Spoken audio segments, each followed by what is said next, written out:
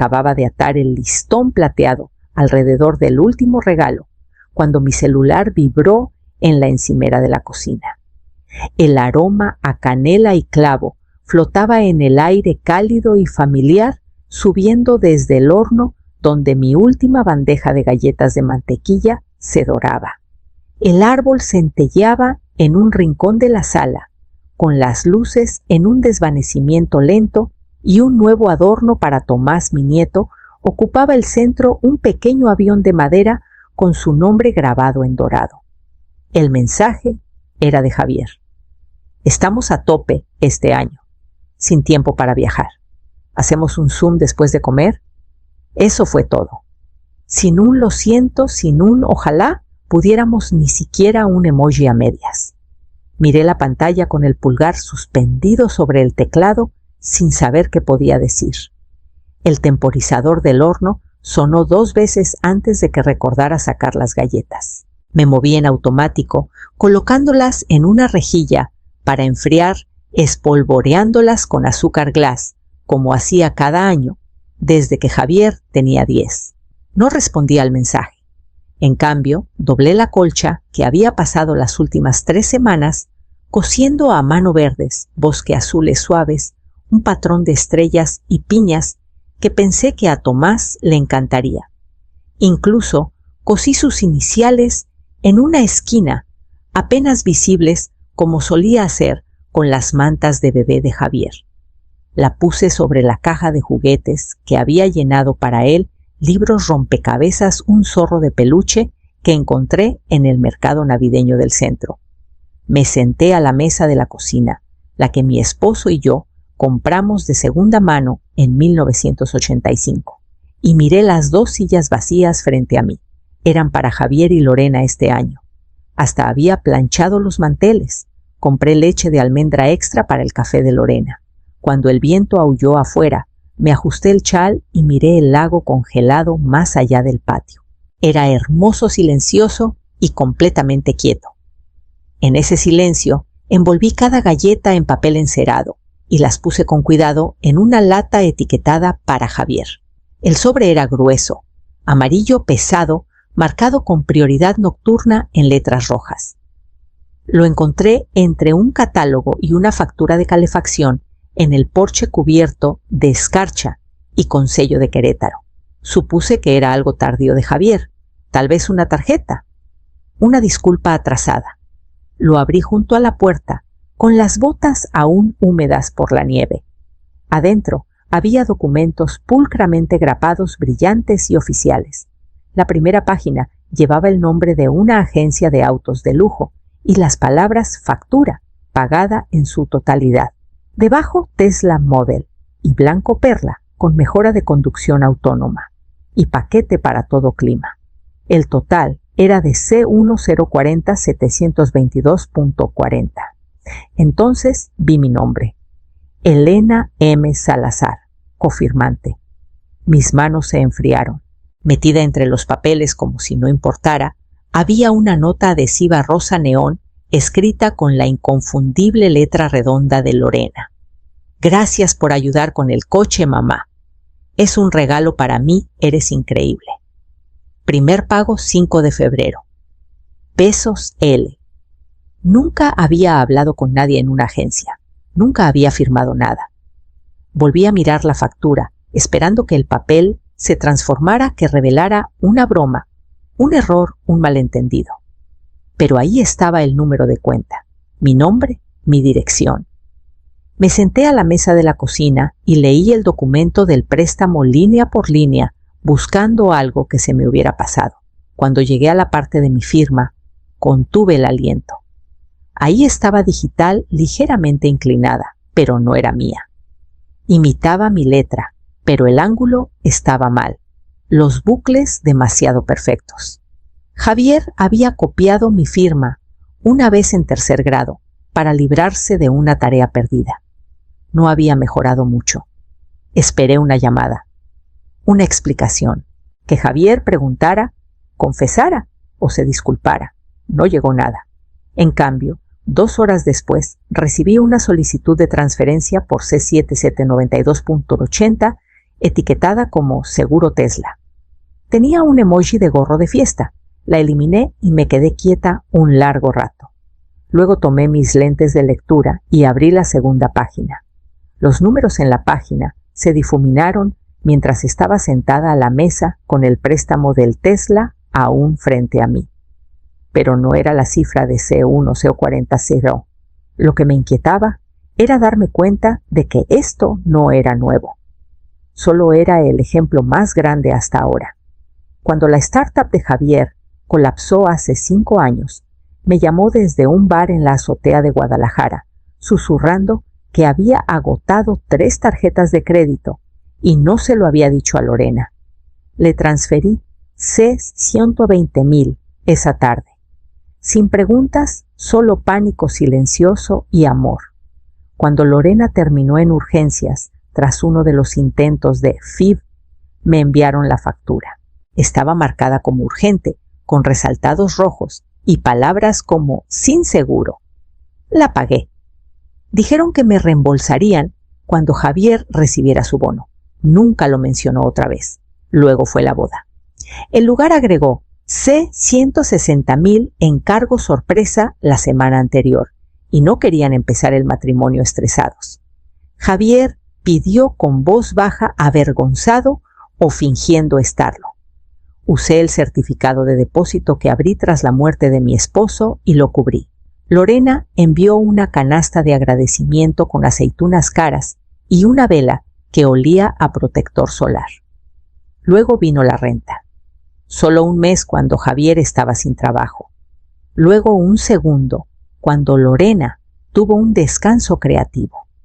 El tercero llegó en silencio, sin pedirlo, solo una solicitud de transferencia en mi app bancaria. Cada vez me decía que era amor, que estaba llenando un vacío que mi esposo habría cubierto si estuviera vivo, que así es como las madres están presentes. Pero en algún momento los agradecimientos pararon. La duda desapareció. Las peticiones se volvieron suposiciones. No siempre era dinero. A veces era Javier diciendo que no podían venir porque Tomás estaba resfriado y luego publicando fotos desde Xcaret 3 días después.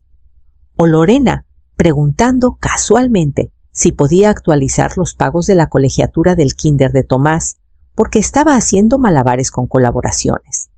Ahora miraba los papeles del Tesla, esa firma falsificada, y lo vi claro por primera vez. No estaba ayudando. Estaba financiando su vida sin permiso. Y ahora habían cruzado la línea de la expectativa al abuso. Llamé a la agencia esa mañana, con voz firme, pero baja los documentos del préstamo desplegados frente a mí. La mujer al otro lado fue amable, demasiado alegre, hasta que pedí verificar la firma del cofirmante. Hubo una pausa, luego el sonido de teclas. Sí, dijo tras un momento. Recibimos la firma por DocuSign, con fecha de hace 2 semanas.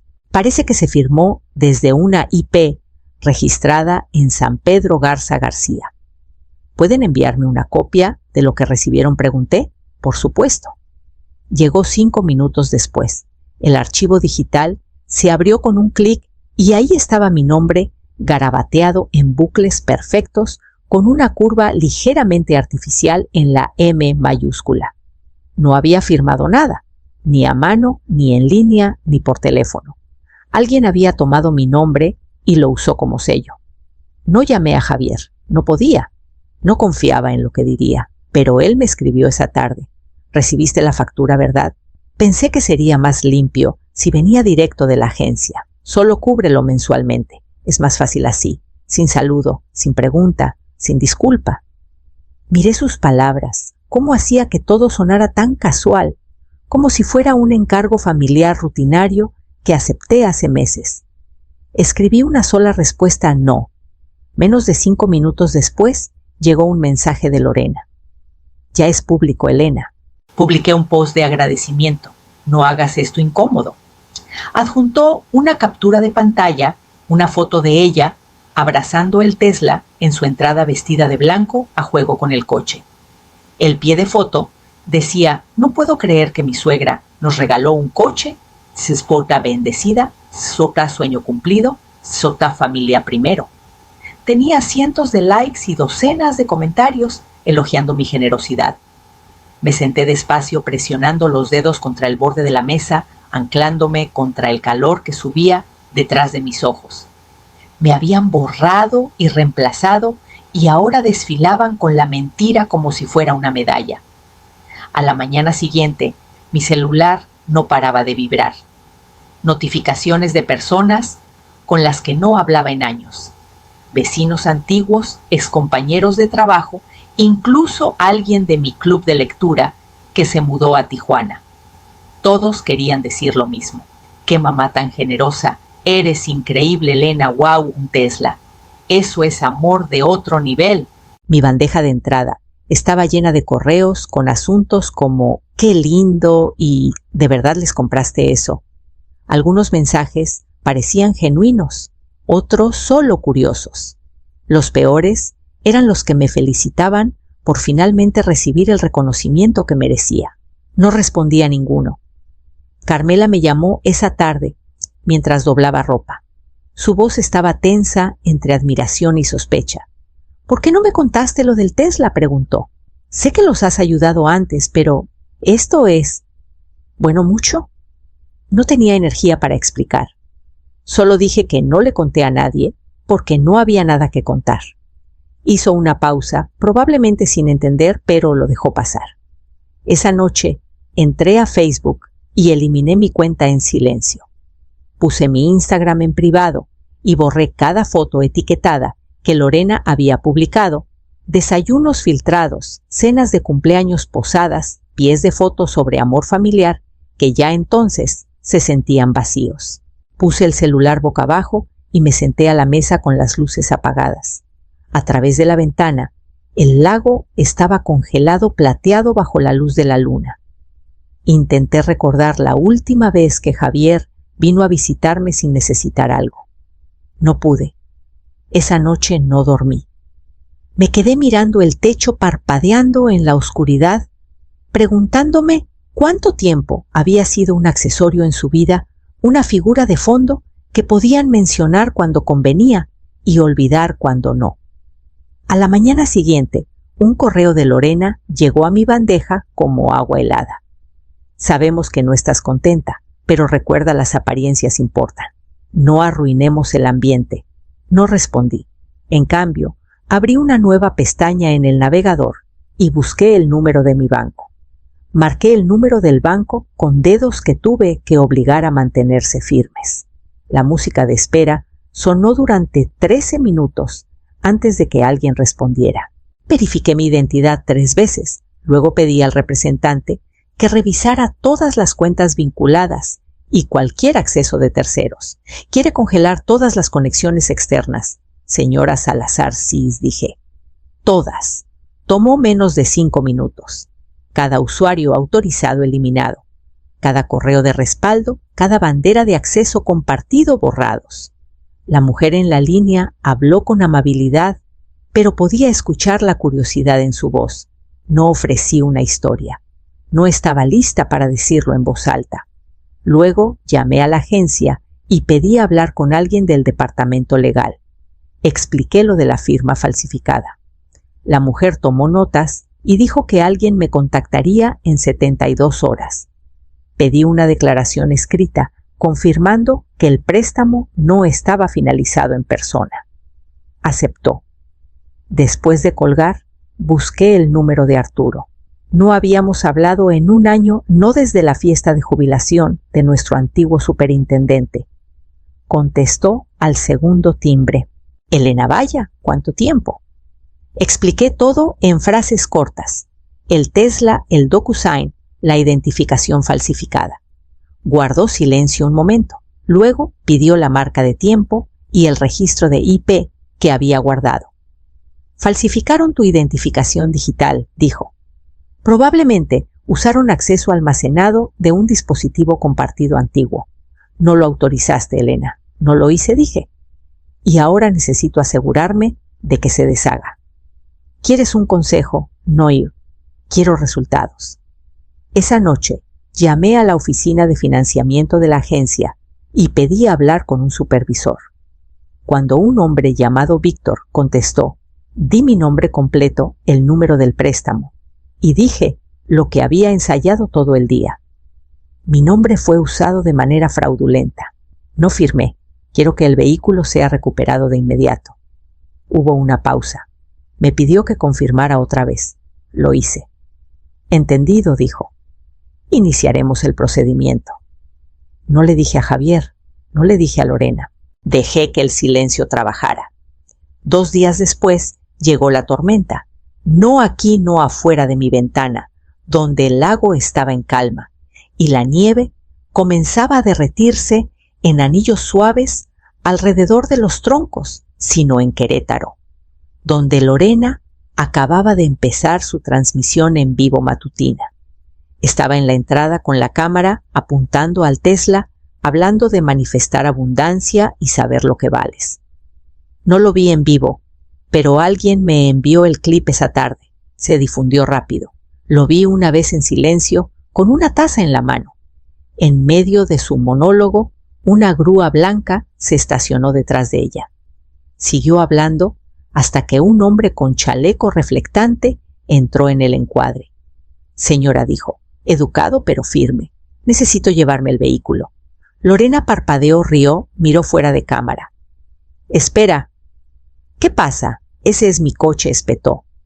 La transmisión se cortó segundos después. Mi celular sonó 5 minutos después. Javier. Lo dejé vibrar 1 o 2 veces y luego ir al buzón. Volvió a llamar. Y otra vez. Finalmente un mensaje. Mamá, ¿qué demonios hiciste? Bloqueé su número sin responder. No hubo satisfacción en ello, no como en las películas, donde la música sube y la heroína se yergue triunfante. No era venganza, era eliminación. Era cerrar una puerta que había estado abierta demasiado tiempo, dejando entrar aire frío que confundí con compañía.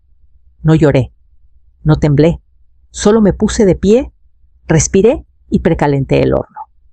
Esa tarde horneé panques de limón, con limones de verdad, no de caja, y los envolví en papel aluminio aún calientes. Los llevé a 2 casas de distancia a lo de Amalia, quien abrió la puerta con una sonrisa y me ofreció su taza habitual de té especiado. Hablamos 1 hora principalmente de catálogos de semillas y el precio creciente de los huevos. Nunca me pidió nada. Esa noche dormí con la ventana abierta y por primera vez en semanas el aire se sintió limpio. A la mañana siguiente cambié todas mis contraseñas. Después de que se llevaron el coche y el ruido comenzó a asentarse, me pregunté qué más habrían intentado tomar. Me senté en mi escritorio con un cuaderno y una olla de café y revisé cada cuenta que había tocado en los últimos 10 años. Mi cuenta de cheques, mis ahorros, la cuenta de la cooperativa de crédito, que mantenía solo para emergencias, la correduría que rara vez abría, excepto para verificar los bonos que Héctor había establecido para mí antes de fallecer. Luego abrí el fondo de retiro, el que nunca tocaba, salvo para revisar el saldo 1 o 2 veces al año. Ahí estaba. 2 intentos de inicio de sesión desde un dispositivo desconocido. Uno exitoso, otro marcado. La dirección IP provenía de Querétaro. No había estado en Querétaro en más de 1 década. Miré el registro de actividad con el corazón latiendo lento. Ese iPad que le di a Javier hace 3 navidades debía seguir conectado a algo. Pensé que lo había borrado. Claramente no hice lo suficiente. Al día siguiente llamé a una contadora forense, una mujer llamada Marisol, recomendada por Arturo. Era directa y callada, hacía preguntas inteligentes. Le di acceso a todo. Me llamó la semana siguiente. Hubo 2 consultas más de préstamos para autos a tu nombre en los últimos 6 meses, dijo. Ambas abandonadas tras revisiones de crédito. Una fue para un BMW, la otra para una camioneta de lujo. Ambas fuera del estado. Mi boca se secó. No necesitaba preguntar quién las inició. Ya lo sabía. No fue solo el Tesla. Ese fue el que lograron. Los otros fueron ensayos. No era una falta de comunicación, no era un mal juicio, era un patrón, un sistema silencioso del que no sabía que formaba parte, como un banco compartido, del que pensaban que podían retirar indefinidamente. No preguntaron porque dejaron de ver la necesidad de hacerlo. Cerré la última pestaña del navegador y bloqueé mi computadora. Luego salí a revisar el buzón y encontré un sobre blanco grueso sin dirección de remitente. El sobre en el buzón era de mi abogada. Le había pedido que enviara la versión final de mi Nuevo Testamento una vez que los documentos estuvieran registrados. Lo llevé adentro, preparé té y lo abrí con manos firmes. Todo estaba ahí, justo como lo pedí. Mi patrimonio modesto, pero limpio, ya no iba a Javier.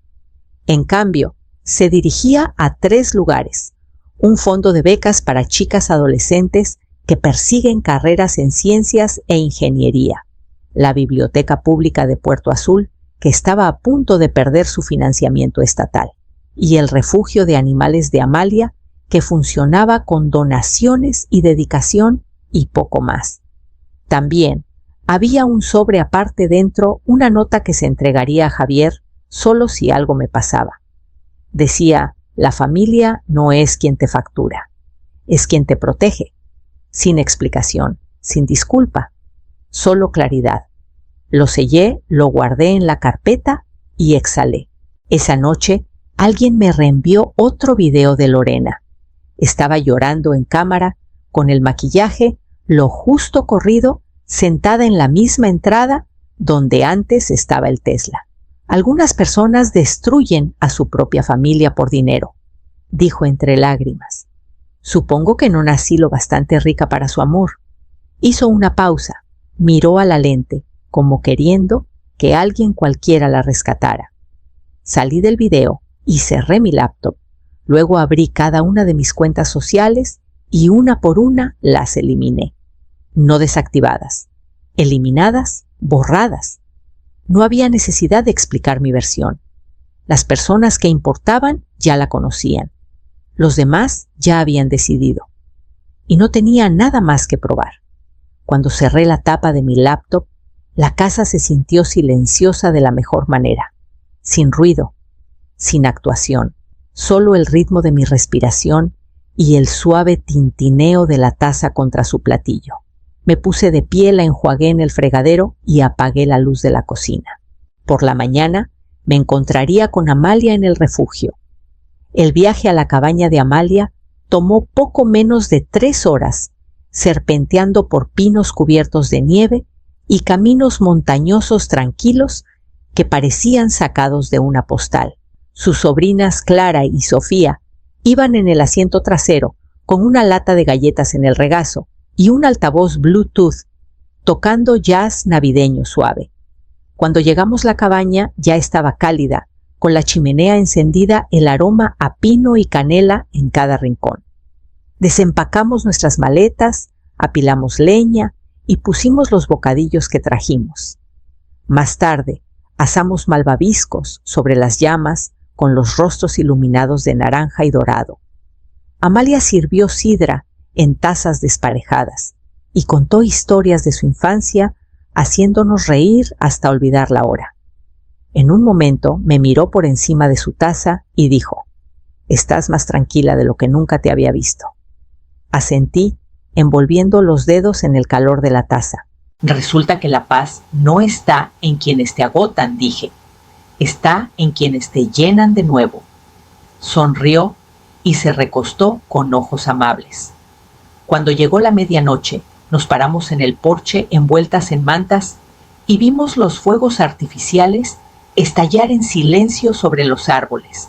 Rojos, verdes y plateados pintaron el cielo, cada destello breve pero hermoso. Levanté mi vaso de sidra y dije sin actuación ni ceremonia por los límites y por saber decir no. No había celulares vibrando. No había culpa al acecho. No me pregunté qué estaba haciendo Javier o si Lorena estaba filmando algo dramático bajo luces brillantes. Ya no sentía enojo. No me sentía pequeña. Solo me sentía libre. Y en esa libertad Vi la verdad silenciosa que había estado rodeando durante años. A veces alejarte no es el final, es el comienzo de una vida que ya no tienes que explicar ni disculpar.